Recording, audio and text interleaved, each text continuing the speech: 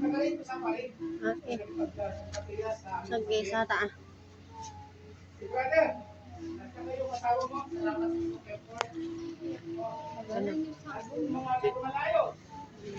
Along ay Sam, ay Dave, kuha ka na.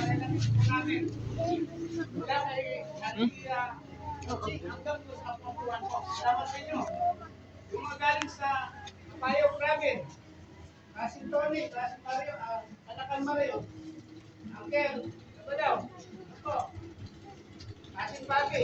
Salamat sa inyong lahat. Ito, yung mga galing sa mga kapatid, nandun yung mga staff sa Gobernador ng Pulo. Ito, sila natin ngayon, sabi po silang lumayan ng Pagi sa mga PRC. Palag po sila dahil sa gabi. Salamat sa Diyos.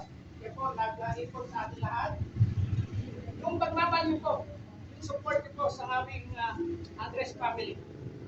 Hindi pa po ako magpapigay ng piso, pera, whatever. Pero ang asure po namin ay makakasama po kayo sa panalangin niya. Meron po akong meron po akong isang ipapahagi lang po, dalawang Bible verse. Bago po natin dati na sa putas ito, lalagyan ko sa kanya, ay ito po yung isang Bible verse. Sabi po ito, sinagano ko na lang po. Purihin ang Diyos at Ama ng ating Panginoong Jesucristo, siya ang Ama ng kahabagan at Diyos ng lahat ng kaaliwan. Verse 4. Siya ang nagbibigay sa amin ng kaaliwan sa lahat ng aming kahirapan. Ito ay upang maaliw namin silang mga nasa kahirapan sa pamagitan ng kaaliwan na kung saan inaliw kami ng Diyos. You are God's instrument. God's instrument for you to encourage us. Your presence is a big. Malaki. Kahalagaan ko yun. Salamat po mula sa mga bata at hanggang sa mga tatay at lolo. Ang presensya niyo po sa katotohanan na sa amin ay malaking bagay po na kayo ay ginamit ng Diyos na nagbibigay po ng kaaliwan sa amin. Ang bilakbay sa ganitong uri. Salamat sa bawat isa. At higit sa lahat po, itong pagpapasalamat po natin ay balik natin sa Diyos. Sapagkat ang Diyos ay siya ang Diyos ng kapayapaan at siya ay Diyos ng kaaliwan.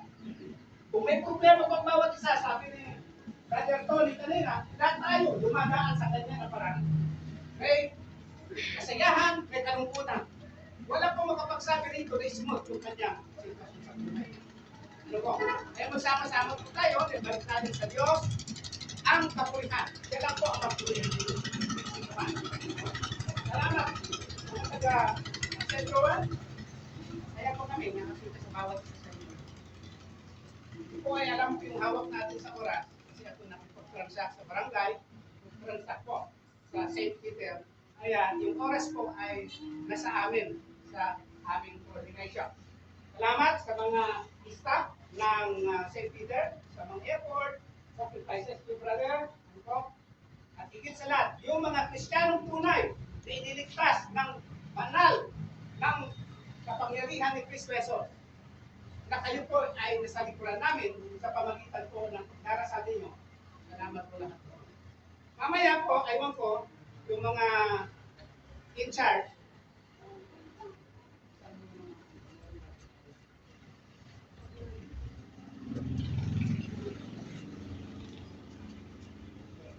so, yun po yung ating ano yan. Kaya, wala na yung ating kapatid. Kami suwak ko po yung kapatid. Salamat naman nag-testimony. Naman nag-justify na mabait siya. Palabigay, malakiibigan. Ano pa? Nakala ko, basta yung luwak pa eh. Pero luwak, labas din. Kaya emotional daw naman ako. Akala ko babae ng Pilipinas, yung mga bata. Anyways, gusto niya naman.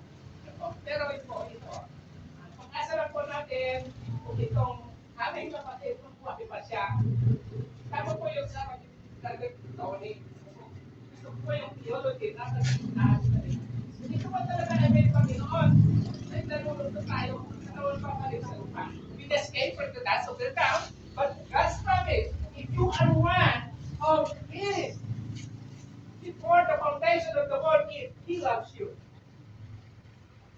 Kung siya ay pinaghirapan ka, pinagsakripisyon ka, ginawa niyang pamaraan ang buhay mo na ikaw ay isang makasalanan, walang pag-asa kalangitan, impyerno ang buhay natin lahat sapagkat ang nature ng tao ay makasalanan po.